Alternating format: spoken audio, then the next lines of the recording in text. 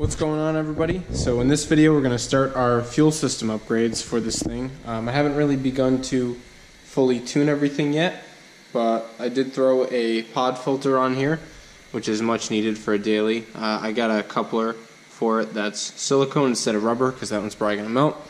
But the filter's looking good, as well as being functional. I don't want to suck any dust or debris in. We did get a snowstorm, so a lot of salt and crap on the roads out there, so yeah, it's good to have a filter. But today we're going to be doing the fuel pump.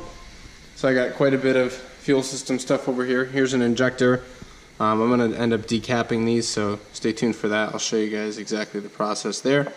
And yeah, here's my Walbro 255 liter per hour fuel pump, and it comes with a new strainer and this hose and a couple of hose clamps. So we're going to see if this plug is the one that we need, and maybe we have to modify or figure something out for that. But the fuel pump is very accessible on this car. It's right in the trunk. Most Civics and stuff is actually inside the car, but on the Accord, it's right in the trunk. You don't even have to move the seat or anything like that. So there's 3 Phillips right there. I went ahead and unplugged the connector so we don't have battery power, so we're not going to spark or anything like that. And yeah, so if we undo those 3 Phillips, should be able to get at the fuel pump, and we'll take it out. I also want to wire a relay so that we get alternator power instead of the lower voltage, because they run really crappy wire from factory. So we're going to run some thicker wire and make sure we're adequately powering the fuel pump. So there has been a change of plans. That is not actually where the fuel pump is in this car. I thought it was. I thought it was going to be super easy. But it's actually going to be even harder than on a Civic because there is no access door for the fuel pump whatsoever. So the correct way to do it, and the way they would do it at Honda, is by dropping the fuel tank. And I don't really want to do that. So I think what I'm going to do is cut an access door so that I can get to the fuel pump from the top. Yeah, and then maybe I'll seal it back up, or maybe I'll just fold it back over and use a little seam sealer or whatever. But yeah, I think I'm going to cut the access door because I don't really feel like pulling the whole tank out of this thing. It seems like a pain. But yeah, so we're going to see. I'm going to weigh my options, but I'm going to see if I can locate the pump through the actual car itself and then start cutting maybe. So that over there is all of the rear interior of my car basically. I kind of stripped everything out of here so I could try to find out where this fuel pump actually is. And I got the idea of using my borescope that I got off of this website, AliExpress, and it's from China, and it's really cheap, but it works great, especially for something like this. Yeah, be careful. If you don't like spiders, you might see some. There's a lot of spiders in here, but moving the borescope around, you can see there's the fuel lines right there. Some other line. Not really sure what we got there. Vent line maybe. And then there's the return.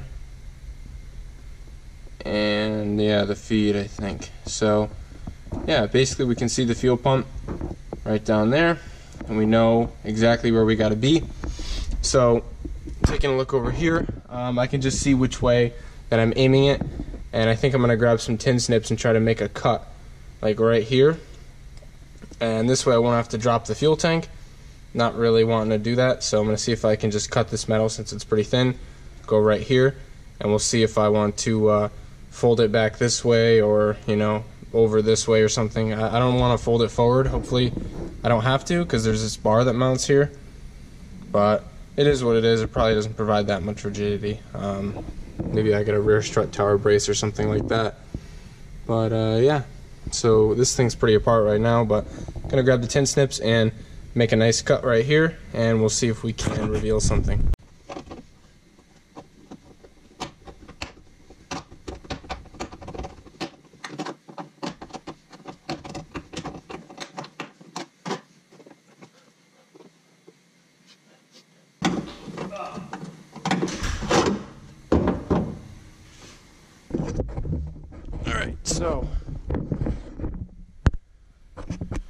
Alright, so this access door that I cut is the tank right here. So, I mean, it is the pump rather. So, right here are, let me put the light in a good spot.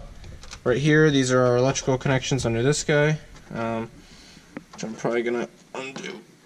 I'm gonna try to do that without cutting myself, because it seems like there's been a lot of mice in here. There we go.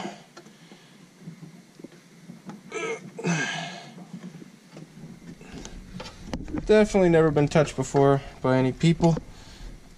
I think there's a good amount of mice in here though, because there's nuts everywhere. But yeah, these are our two lines, feed and then return. So we are going to probably clean this up a little bit first, because I don't want this stuff to go in the tank when I take everything apart. But yeah, probably gonna undo the lines with a rag under there after I clean it up a little bit. Unplug the connector right here, and then I'm gonna try to get all these 10s out, and then we'll see if we can pull this thing out. I may have to make the hole bigger.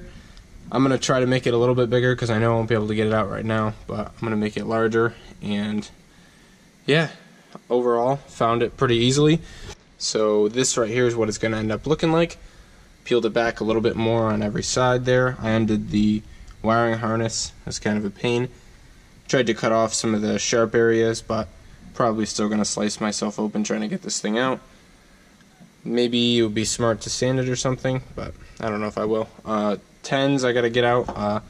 This one right here, and this hose has to come unclipped right there. These two hoses have to come off. This one's just like a squeeze clamp, hose clamp, and then this one's like a special one. You gotta squeeze this and then push this off at the same time. But I'm gonna, like I said, vacuum this out and throw a rag under the hoses, take them off, and then I'll try to get all these 10s out. Hopefully they come out. They look a little rusty.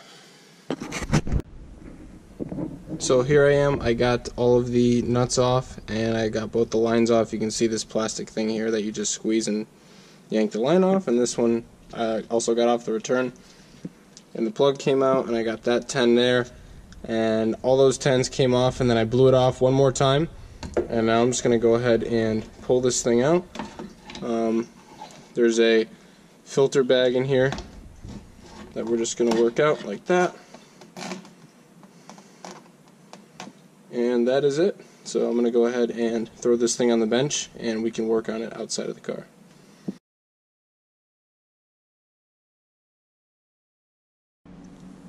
Alright guys, so we got our pump out on the table here, and I already took out this little plastic green clip here. That's like a locking clip. You just want to push in on the legs there, and it'll come unclipped from these little holes here. And then there's another clip on this guy. This comes out, and this clip is the same as the one on our Walbro 255, so that's kind of cool. This is, I think, for a Civic or something, so that's awesome that it's still going to work. So I don't think I'll touch that actually, but I'm going to take the hose clamp off of this so that I can get this pump out. So go from this side, take this hose clamp off, and then it looks like there's some kind of rubber grommet holding it from this side. And then the strainer down here, I think, should just pop off or something like that. So we gotta figure out how to get this thing apart and retrofit our new pump in its place. Alright, so I got the Walbro all thrown in. Everything went really well. I used the supplied hose clamps with this new piece of hose they gave me. Cut it down. Yeah, they're really close. This is a little bit taller of a pump. You can see the metal section is a little bit bigger. I mean, it is a high flow pump, so it makes sense. But the clip is exactly the same. It locks into place the same. And I ended up using the old strainer because I don't think this new strainer is going to work. But yeah, this old strainer is going to be just fine. And everything went together really good. I put a zip tie on it just to make sure it stays, even though it locks in pretty good down here. Should be good to go. Now we just got to put it back in, and we're going to set up our relay for the wiring over here. So I'll show you guys exactly how to do that. But first we're probably going to disconnect the battery just so we make sure that we don't make any sparks and blow ourselves up. Alright, so I got the pump thrown back in. Got both the lines back on. I stripped back a little bit of the wiring there because I'm going to use that wiring to relay the pump. Threw that evap thing back on and bolted it down nice and tight. It really reeks in my garage right now, so I'm trying to air it out with a fan, but a lot of fuel vapors. Yeah, so what I'm going to do is try to key it up, and I'm going to see if I hear the pump. And if I hear the pump running, then I know that everything's good, and then I'll move on to doing the relay section of the whole job here and wire it up. Alright, so I plugged in all of the level sensor stuff over there. I think that's why the fuel pump wasn't keying on. And so now, hopefully everything keys on, and we should be all set. If you guys will listen for it. Ooh, that's definitely much louder than the factory pump. Let me do it one more time. So it's pretty good. I'm going to check for leaks.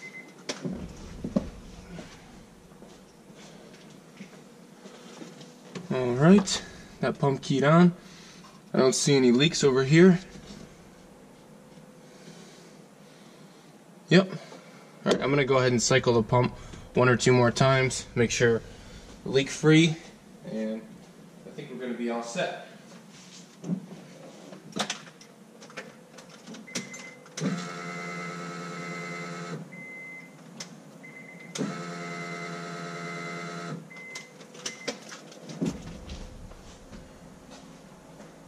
Alright, our fuel system should be fully primed, and I don't see any leaks, at least not from back here, and that is all that I touched.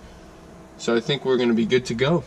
So I'm going to go ahead and disconnect the battery and mess around with this wiring right here. I'm going to find which one's the power, which one's the ground, and I'm going to hook up a relay over here and then run a power wire right from my fuse block or something like that, so that we can give this thing you know, good voltage, because when the car's running, this probably gets around 12 volts, 11 or 12 volts. But if we run it directly off of the fuse block or alternator power, we're actually going to get 14 or 14.5 or whatever this car runs at with the alternator. So we'll boost the pump up a little bit, and yeah, so then we should definitely not have any fuel system limitations whatsoever.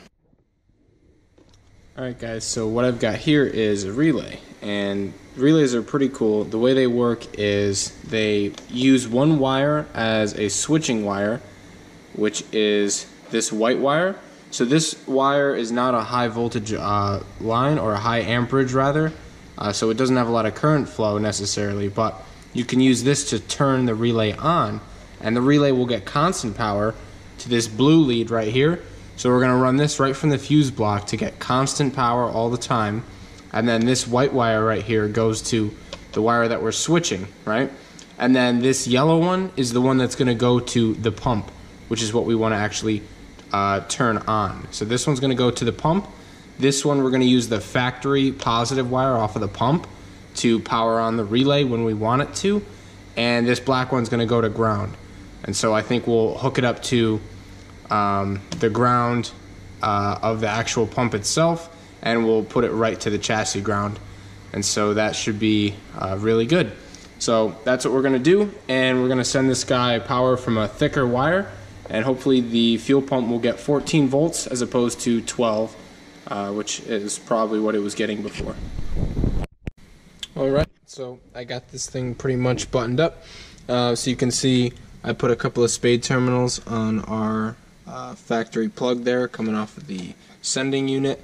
So here's the ground on this side on the right, and on the left side we have the wire that's going to power it, which is the yellow wire from the relay, and then this blue wire is our constant power, and that one comes from the fuse block up in front. I'll show you that. And then this black one here is the ground, which I have grounded. I cleaned that ground off, made sure it was a really good chassis ground. And the other wire that we're looking at is this white wire, and that was the one that was the factory positive to the pump, and that's going to signal our relay to turn on. So if everything functions properly, we should hear the relay click on, and then the pump should come on. So I'm going to go ahead and test this right now, and then I'll clean up my wiring a little bit, loom it up so it doesn't get cut by this sharp metal, and try to bend that back into place. I don't know if I'm going to put something over it or what. I'll probably put the car back together, throw the seats back in and everything, and if I want to do something I can do it from the trunk, I think. So yeah, we should be all set, and I think our pump is going to be wired nicely, so we should get adequate power. We could meter it, but I think we're going to be okay. Maybe we'll be able to tell by how loud it actually is.